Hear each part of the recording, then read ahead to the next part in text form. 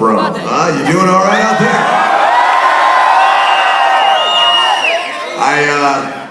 I'll be brutally honest with you. I am nervous as shit. Last night in London was the first time I'd ever done this, and I am very pleased to say that we have twice as many people here in Birmingham.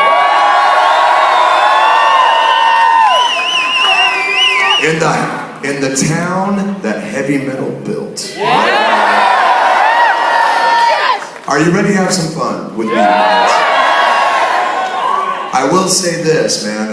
Yesterday, the book was officially released, and first of all, thank you to everyone who went out and bought the book. I so appreciate it. You have no idea. It means so much to me. Thank you so much.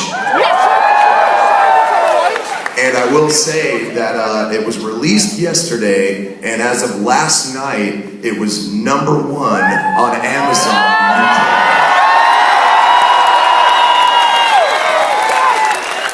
We beat Keith Richards. And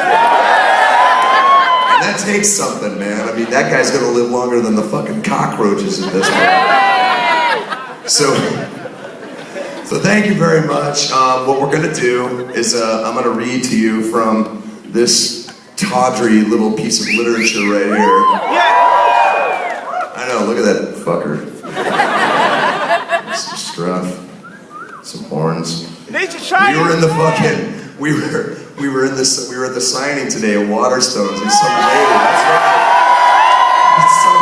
some lady came up and goes, "Is he Jewish?" I went, where on this cover does anything look Jewish? Was that what? Rabbi! I can do that too. No idea what you're saying. But thank you so much for the passion behind it. Okay, come on, get it out of your system. Fucking make some noise. Come on.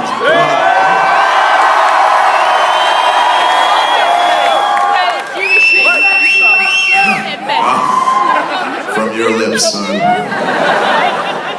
I tell you what we're gonna do is I'm gonna read to you for a little bit, and hopefully you don't fucking. Then we'll do a little Q&A, and then I'll pick up this guitar. And we will make sweet musical love. Does that sound all right?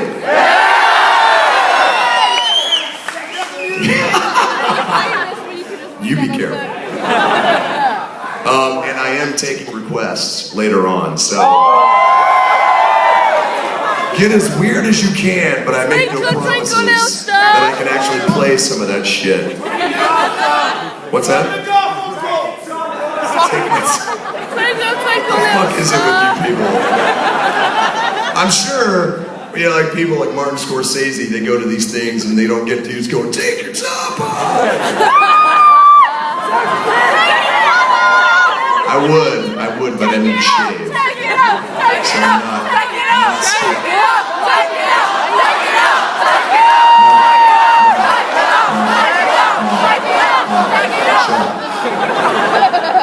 Alright, you ready for a little reading? Good fucking God. Take my hat off? No. This is from chapter 5. 3. We're never gonna get through this.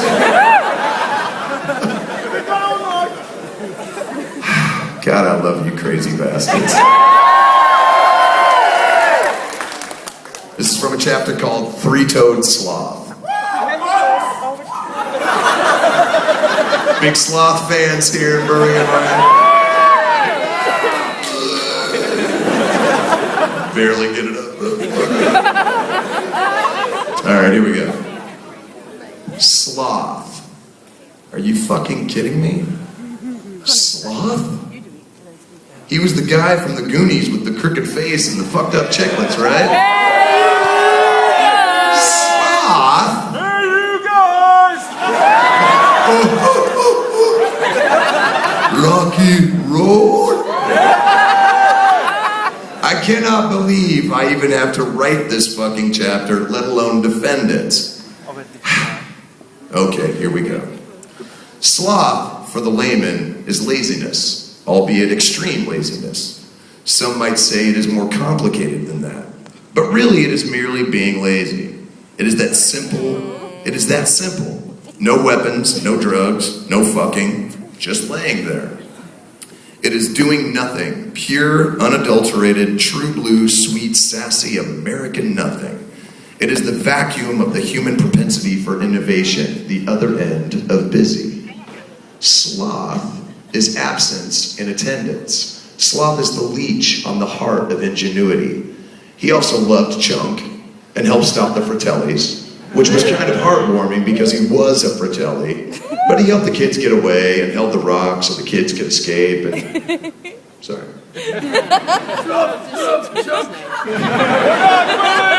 Corrie loved Birmingham. If I were a real man, I would leave you with 10 blank pages. Or maybe just type this out using only one finger. I could take pictures of myself doing so as proof. Holy living fuck, that would take me forever. I would have to cancel all kinds of shit, like my fencing and clog dancing lessons. I do not think that is an option. I am all state in clog dancing. But imagine it, me in all my glory, lying prostrate on my bed, curled up in my Spider-Man underoos, and my leopard print Snuggie. Aimlessly punching the keys with my index finger, or better yet, my middle finger. That is some slothful shit. But because I am a loquacious blowhard, I will rant for a while. I did not earn the nickname Great Big Mouth for nothing, and hey, at least I am not being lazy. So I guess I will put some fucking pants on and get to work. This is what I know.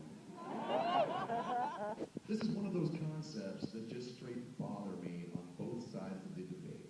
On one hand, yes, it is not good to be a wistful fuck with no drive and no dreams. If we were all just slovenly pigs, we have been conquered by aliens, or at least Canada by now. Alaska would just be another frozen province near the Pacific Ocean. But on the other, what is wrong with doing dick with your time every now and then? Are we expected to be seminal brokeback creatures of industry trying frantically to grab a deep breath to savor before going back to the grind? And why is it a deadly sin? Why is it such a turn-off to turn off the engines once in a while? Who can you possibly hurt by running on reserve power? The argument can be made that being lazy does nothing for the people around you and your family by and large. You can also say that the world is a much better place because people get out of their habitual holes. The saying goes, idle hands are the devil's playthings. So by virtue of listlessness, diabolical comeuppance can really only come from doing nothingness.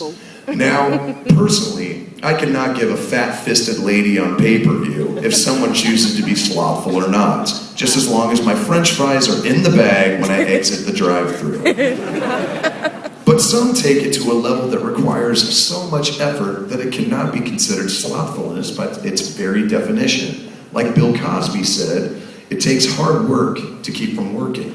If Daddy Huxtable said it, that is good enough for me. So let's start with all the inventive things that we would not have in our lives without a little kind-hearted sloth to play with. Hammocks.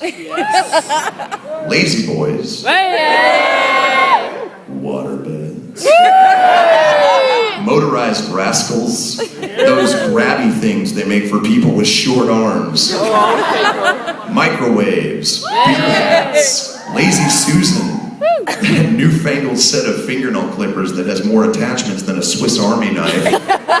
Extra value meals. Actually,